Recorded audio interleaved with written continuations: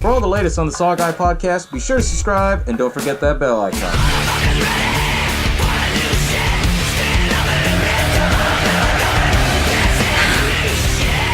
Welcome to the SaWGuy podcast. As always, y'all know I am the SaWGuy. And during this time, whether you call it Fat Tuesday or you call it Mardi Gras, I always sit back and think of the legend of Victor Crowley. That's right, I'm talking about episode 46 on old school American horror, Hatchet. So without further ado, let's get this shit started. Hello, and welcome to the SaWGuy podcast. I ain't no fucking clown. That is better. Now clear your minds. Who knows what scares you? I'm just gonna bash your brains. What the hell? The boogeyman is real, and you found him. What do you want? I want to hear you scream. Hell. Everybody loves popcorn. But before we get started, some of you guys might notice I'm rocking a Scarecrow mask, right? I always wanted to do a Scarecrow mask, and I said, you know what, screw it. I'm going to do it for this episode and have a good time with it, right? And, you know, what I also did, too, is that I did another time-lapse video for you guys to enjoy. So I'll have the link in the description box below for you guys. So without further ado, let's get this started, right? So Hatchet. Hatchet was one of those independent horror films that came out in 2006. It didn't really get noticed until about 2007, and here's why, right? It's because it was an independent film. You know, when they filmed this movie, they basically, you know, they called it Love Rodeo. They kept it a secret from the public, right? And then once they had filmed it, they started, you know, releasing it at different, like, film festivals and stuff. And everyone started buzzing about it. And I personally, myself, didn't see this until 2007. And the reason why I remember this is because FearNet had came out. It was the channel that came out for Comcast at the time. And it was on one of those on-demand movies, the free movies. And I was like, you know what? Ah, fuck it. I'll check this out. I heard a little bit of buzz. And man, did it not disappoint.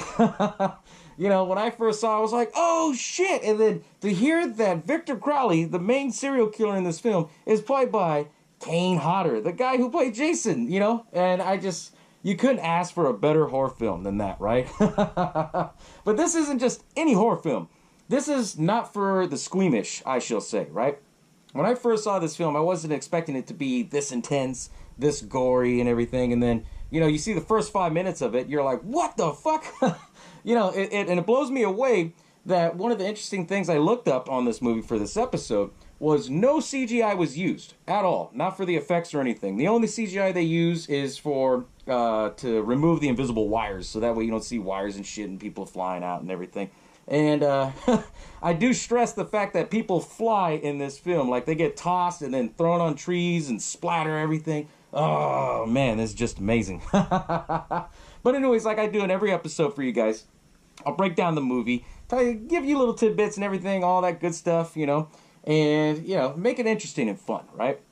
So Hatchet starts off, you see these two guys over there, right? They're in the swamp, and then all of a sudden, you know, they're floating by and everything like that. Well, one of them is Robert Englund. He's actually in this film in a cameo role, you know, and I stress the word cameo, right? Character name in this film is Samson. And he's there with his son, Ainsley, right? And they're two people from Louisiana, obviously, because they're in the marshland, you know, with the swamps and everything like that. And they're trying to do illegal gator hunting. And for those of you guys that know about gator hunting from Swamp People, the TV show and stuff like that, from what I know, I got family out there, not in Louisiana, but in areas where they are allowed to do, like, gator hunting. And it's nothing like that. They can't go out in the middle of the night. But anyways, in this film, they are in the middle of the night, you know, trying to hunt for this gator. And they're trying to hunt for it because it's a big-ass one. It's a 12-foot one, right? So they're floating through over there, and his son's like, come on, it's cold, let's get out of here. You know, and then Robert Englund, his character, he's kind of like the tough love dad, you know? And he's telling his son, you know, hey, shut the fuck up, you know? Why are you being an asshole? Well, I gotta go pee. Well, go pee over there. Well, I can't do it when you're staring at me. And they're mouthing off to each other back and forth. Fucking asshole. And he's like, well, see, every time I try to tell you something, you always call me asshole or queer or anything. And then he looks at him and he goes, shut up, queer. You know, and I laugh at that because, you know, that's tough love at its finest, you know. And I was raised around tough love, so it was funny at that, you know. So the son, you know, Ainsley, he's taking a piss in the lake. And all of a sudden the gator comes out and almost whoosh, bites his dick off almost. And he jumps back and is like, whoa, he almost bit off my ball sack. And so they pull over to the side, you know, and they got on the land. And then that's when Samson tells him, hey, I hear him. Shut up. I'm going to go over there. And so, well, he goes over there. Ainsley's finishing up his piss or whatever, you know. And all of a sudden it gets quiet, right? Then he's calling for his dad, and he's like, Pa! Pa! And then he goes over there, and Robert Englund's all fucking gutted up and shit. You see all this, you know, his intestines and shit all wrapped around. He starts freaking out, and then all of a sudden he hears this scream. Oh, shit! And before he could do anything, you see this big creature, because you don't know who the creature is at this point. You don't know if it's a man, a creature, or whatever, right? He pops out of the bushes, and he's screaming, ah! Victor Crowley, he fucking grabs him, throws him right into the fucking tree, and then after he, you know, he bashes his fucking head in the tree, you know, he's laying down, and he rips his arm out. It was something like off of Mortal Kombat. It was like, oh shit, you know? And it gets better, right? So after he rips off his arm, then he basically, you know, turns him over, or he starts beating him up or whatever, and then he starts pulling out his intestines, and Ainsley's screaming, oh god, it hurts, oh! Then he, you know, basically rips him apart in half, like, oh shit! Then they show that, you know, they're in the outskirts of the swamp and you can hear the screams. And then it starts the credits, which I was like, whoa, okay. You know, first 2 minutes, I'm already hooked in this shit, right? And I thought what was interesting is that the only song that you hear in this whole film that's actually like an actual legit song is Marilyn Manson's This Is the New Shit, right? So it starts that off, dun, dun, dun, dun, dun, dun, right? And then it shows that they're filming through all the swamp and shit. And then you find out where this takes place at, because then they go to Bourbon Street and it's Mardi Gras, right? You see everybody, you know, flashing and shit and, you know, throwing the beads and everything like that. People making out. Then it shows like the ugly side of it where people are fucking drunk as shit, just like throwing up. And this movie doesn't hold back. It shows all that in the glory of the ugly side and the good side of Mardi Gras, right? And so after the song ends and everything like that, it follows these characters, right? And this one guy, his name's Ben. He's the one that played off of Dodgeball, Avatar, Joe David Moore. And most of everybody, I remember him when he first started in this film. I was like, are you kidding me? The kid from Dodgeball is the lead actor in this. But, you know, he did a good job in this. You know, it fooled me. It really did. And when I saw that he was the main character, it showed, what's his name? It showed Dion Richmond. And I remember Dion Richmond because he's mostly a comedian. He was off of Not Another Teen Movie. And Dion Richmond's character, Marcus, they're best friends. You know, him and Ben, and they have a bunch of other group of friends. What I thought was pretty cool is that you see another cameo role. You see Adam Green, the director and the writer of this film. He plays one of the friends. You know, so they're getting at the end of the Bourbon Street and everything. They see this one chick, you know, flashing and everything. And he's like, hey! And he starts trying to dance at her and shit like that. And then Ben's telling him, he's like, dude, like, really? Like, haven't you seen enough tits yet or what? Because Ben... They implied in the story, Ben he went through a bad breakup with his ex-girlfriend. His girlfriend had cheated on him with a bunch of other dudes and stuff. And, you know, that's when Marcus was telling him, he's like, dude, didn't you already, like, forget about her or whatever? And then Adam Green's character, they never mention his name or anything. He's like, yeah, this is to get you away from Heather. He's like, but it's Christine. You know, it's typical dude talk, right? And he's saying, man, you know, I hate this place.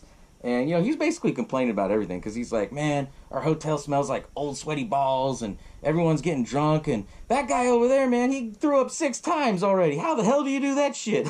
And then, you know, Marcus tells him, he's like, well, what the hell do you want to do? He's like, well, I'm just going to go find something to do. And he was talking about how his friends came over last year to New Orleans. And he said, well, you know, we went on a haunted swamp tour. And that's when he saw some lights in the swamp, you know. And then Marcus is like, so you want to give up all this so you go see some damn lights in a swamp? He's like, all right, guys, whatever. I'll just catch y'all later. And then at this point, Marcus has to decide. Is he going to go hang out with Ben, or is he going to go, you know, hang out with his other boys and go continue the party for Mardi Gras, right? And then he was just like, fuck. So he goes with Ben. And they're walking down Bourbon Street and shit. Then they see Reverend Zombie's voodoo shop, right? And here's another cameo. You see Tony Todd come out. Tony Todd's the guy who played Candyman. He comes out after he's knocking on the door. And he's like, hey, I heard that you do, like, the Haunted Night tours and stuff like that. And he goes, I don't do it no more. And he's trying to do it, like, in the voodoo voice and shit. I can't do it, obviously. Otherwise, I'd be really cool, you know, trying to do that. Like, I don't do it no more. And he basically tells him, I can't do it no more because the insurance got too high. Then he tells him this story about how somebody slipped and fall, and they sued his ass for negligence, right? And then he's like, go try this other place down over there. It's 2 blocks east, you know? And then before he closes the door on him, he's like, be careful on the sidewalk. Because he didn't want them to fall and, you know, them suing him and shit, right?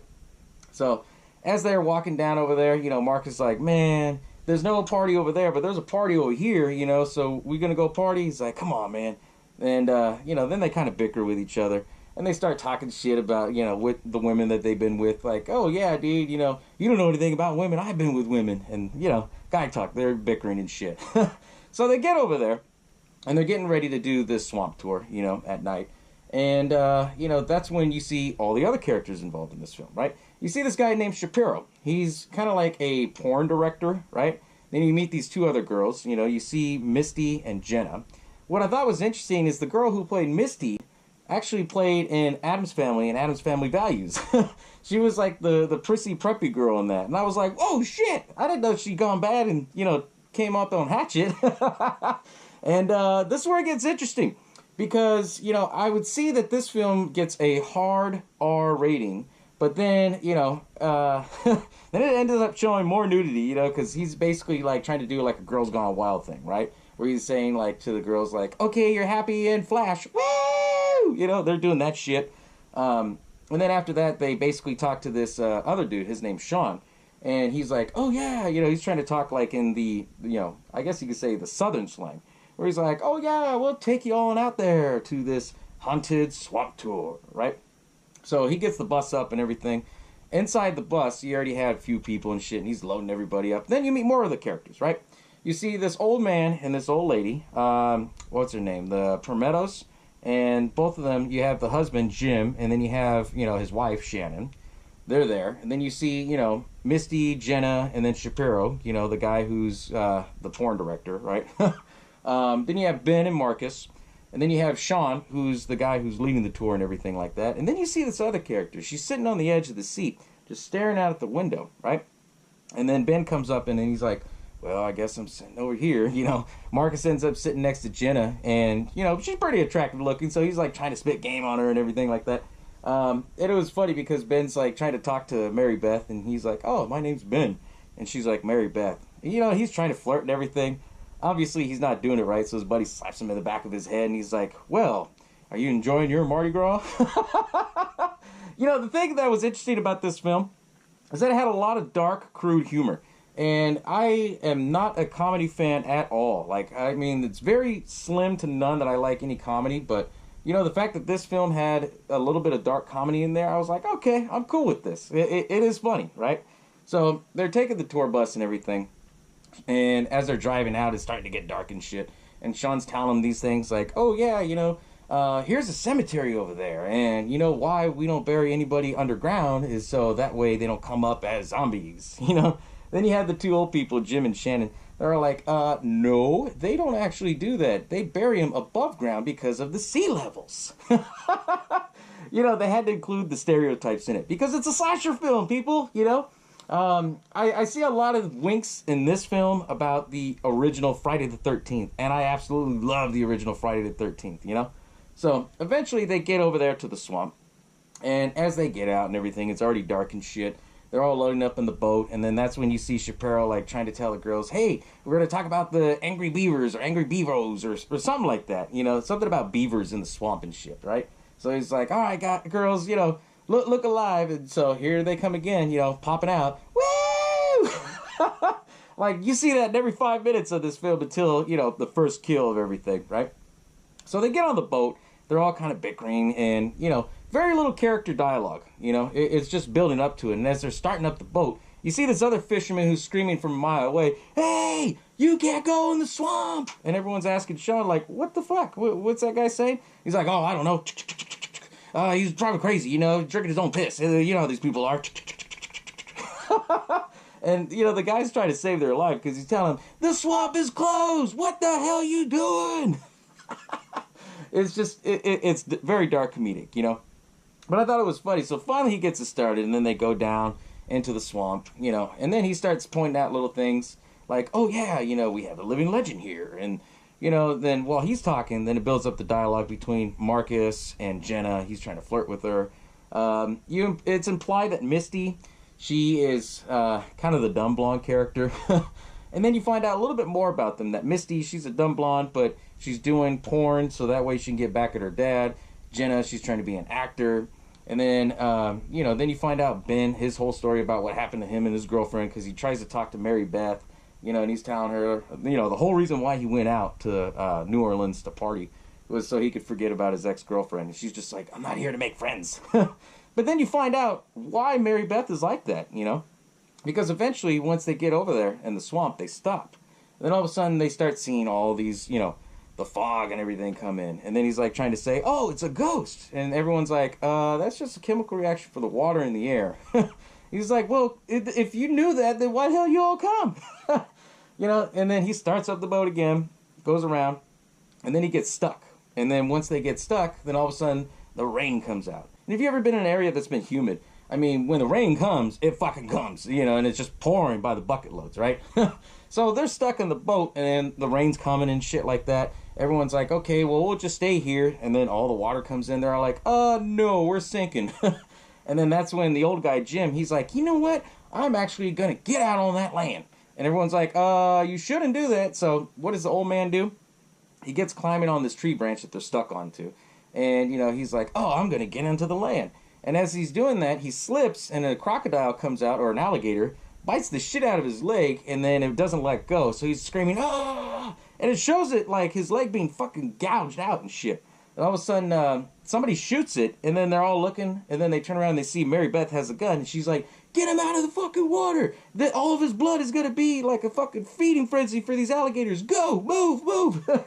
So she takes control because she had a gun. And then it changes the story aspect, like, what the fuck? Why does she have a gun, right? So they're all fighting to get off the boat, and they finally, when it comes down to the last three of them, it was Mary Beth, Shapiro, and Misty. And Misty, she, with the dumb blonde character, she was just like, I don't want to go, I'm scared. Then that's when the tree branch breaks, and they go in the water. They fight to get out of the water and shit. And then that's when Mary Beth kind of tells them about things, She tells them, well, we got to get the fuck out of the swampland. Because, there's a real living legend, and he's fucking brutal. And then that's when Sean is like, why the fuck do you have a gun? So everyone's asking her, why do you have a gun? And what I thought was funny, they used the Janie's got a gun reference. Could somebody tell me why Janie's got a gun? A little dark humor in this, right? And then that's when she basically calls it out that Sean, the guy who's leading the haunted tour boats, right? That he's basically a scam artist. He scammed people out of their money, take them through a haunted part of not the forest, but a haunted part through the swamp. So that way he doesn't get caught. So he's not being patrolled by the police or anything, or by the parish is what they call it, right? And, when he finally admits that, and then they're all bickering because, she only paid $30. Everyone else had to pay like $50, $60 for their ticket. And then that's when she basically breaks down the urban legend of Victor Crowley, right? They don't explain it much in the first film. Obviously they spawn sequels and they better describe what happened. But in a short run, in this film, what she said was that, Victor, he was born and he was so hideous that his daddy had hit him. But his dad had loved him. And, like any young kid at that time, they would get fucked with by these kids, right? So all these kids were fucking with him. They showed scenes of that, which I thought was fucked up, Then they showed that it was Halloween night, so all these kids are wearing Halloween masks and shit. They're lighting up firecrackers, throwing them at the door, trying to get him to come out because they've never seen his face. He's always covered his face and shit, right? And they fucked up because one of the firecrackers, was on the cabin where Victor lived, and it caught fire. And when it caught fire, then all of a sudden Victor, was freaking out, and then all of a sudden his dad comes home, the kids freak out, they fucking run. And then you see his dad, like, trying to break open the door, and he can't, and then Victor's all freaking out. Then he grabs a hatchet, right? And this is what I thought was really cool, is that this is where the name Hatchet, I guess, comes from. He pulls out a hatchet trying to hammer the fucking down the door and everything, like trying to break it open.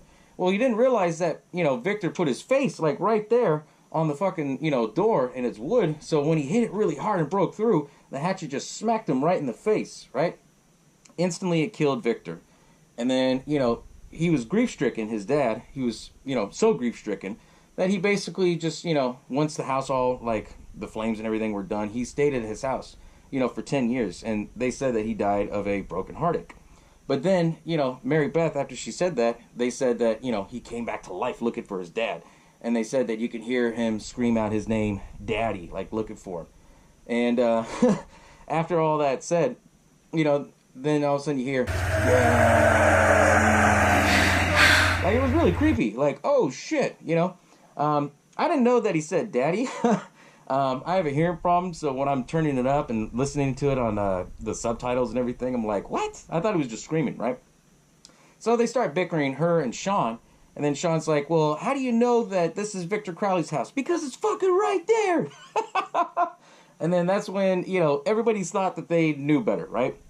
So the old couple, Jim and Shannon, they said, okay, fuck you guys, we're gonna go get help. Jim's legs are all busted up, and she's dragging Jim up there, and then she's over there screaming real loud, these assholes don't want to help.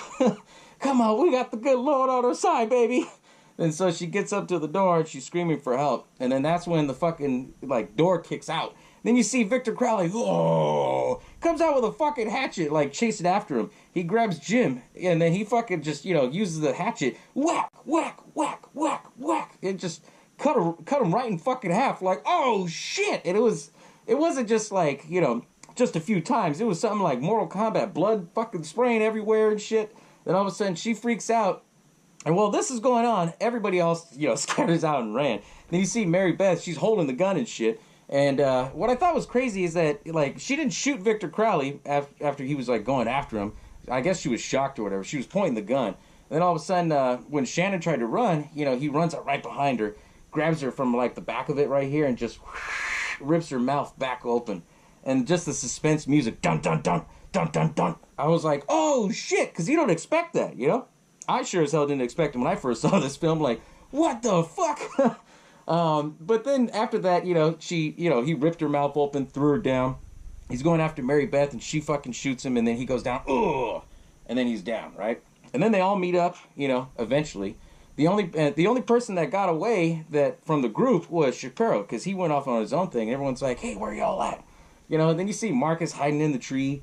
And then they're like, okay, well, we need to get the fuck out of here. So they all band together to try to get out, right? As that's going on, you see Shapiro, holding his bag, flipping the fuck out. He's running, and then, typical horror movie fashion, he falls. Then all of a sudden, he gets back up, bumps into Victor Crowley, looks up at him. Because, they made Victor Crowley look like 7 feet tall in this film. And Victor Crowley grabs his head and just twists it all the way around, and it shows it. And then after that, he just rips his head back, and then he just falls down. I was like, oh shit, this is crazy. For the first, it doesn't get really intense until after 30 minutes, because it's got to build up the story, of course. Most slasher films will do that. But once it built up part of the film, then all of a sudden, they're still kind of walking around, talking and shit, and they're kind of bickering, and then they do more character dialogue, and that's how you find out about Misty and her dad, how you find out about Jenna being, wanting to be an aspiring actress. Then after that, then they basically find out where Shapiro's at, because then they see his body, and they're all flipping out. Then they see his bag, his camera bag. Then they open it up, and then they start digging through his stuff. And then they figure out that his real name isn't Shapiro. It was something else. I think it was Doug or something. But then they figured out that that he's not a porno director. He's actually a manager of an executive firm, right? And that's when Misty was like, oh, shit.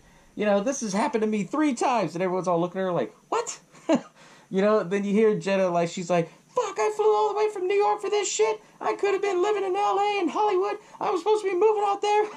Now I'm going to die with you assholes. And then they did all that shit.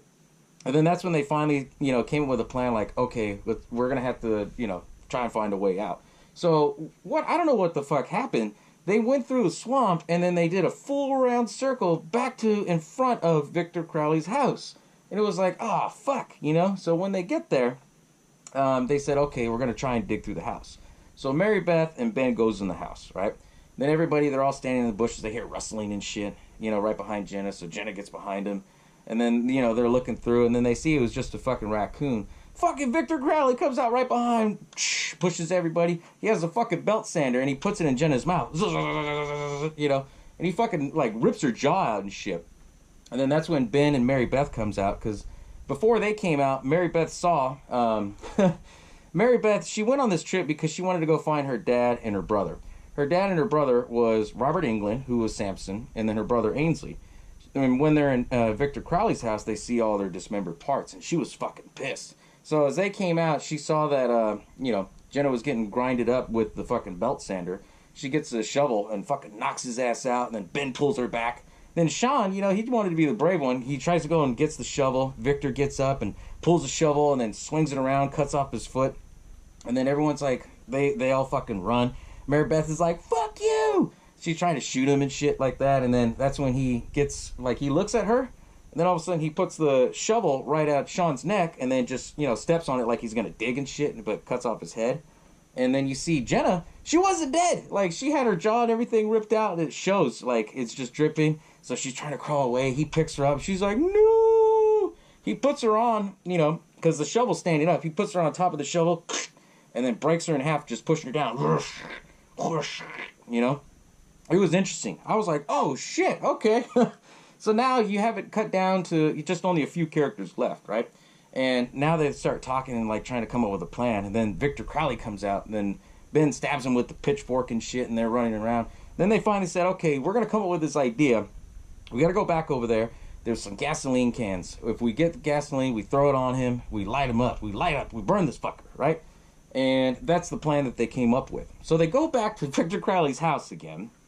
And as they're digging around, Ben's trying to dig around, trying to find the gas cans and shit, right? And then you have Marcus and Mary Beth. They're back to back so they can watch each other. And then you have Misty in the corner, messing with her phone. And then all of a sudden, they look away for a split second. They look back. Misty's gone. And they're like, oh shit, Ben, get the fuck out of the house. And then all of a sudden he turns around and then he gets hit in the head with body parts and shit. Then it shows that it was, Misty's head just kind of floating around. He's like, oh fuck. Then Victor Crowley comes up and tries to choke him. And then all of a sudden you see Mary Beth come in and she stabs him and shit. And then that's when, she has him stuck in there. And then Ben grabs the gasoline, throws it all around. And then they, pull it out and then they run back. He gets the lighter and throws it at him. So Victor Crowley catches on fire and shit, right? And then he goes down.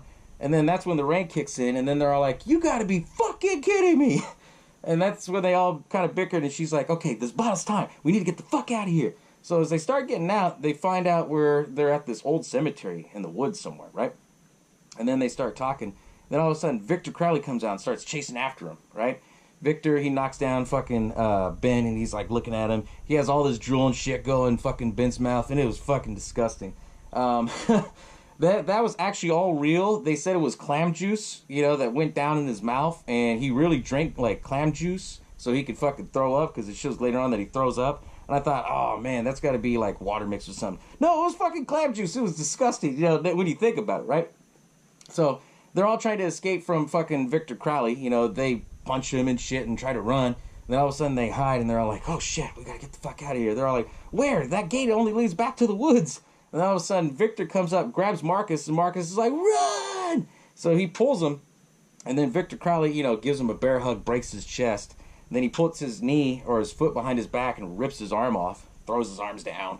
And then all of a sudden he picks him up like a fucking rag doll and then smashes him into a fucking what do you call it? One of those headstones. And then you see his head just splatter like a fucking watermelon. And then he's screaming, oh! And then they try to run. And then that's when Ben is freaking out because he got his spit and shit in him. So he starts throwing up, oh, and he's like, Marcus, he's like, come on, we got to get the fuck out of here. Then all of a sudden, Victor, he has, one of the poles from the fence, and he throws it, and it goes right through Ben's foot. Then all of a sudden, he starts charging, and then they actually force all their weight on this bar to, lean to a corner, lean right there. And then all of a sudden, Victor, he comes running up, right through it, right? Then they're staring at him, and then they're like, okay, he's dead. Then he fucking coughs blood all over him. Which was pretty cool. It was a nice little touch. Then they get in the boat that was Mary Beth's dad's, Samson's boat and shit. So they get in there and they finally get in the swamp, and then they're paddling away and shit. And then they're like, okay, we survived this. We survived this, right? And you think it's going to be all happy ending, right?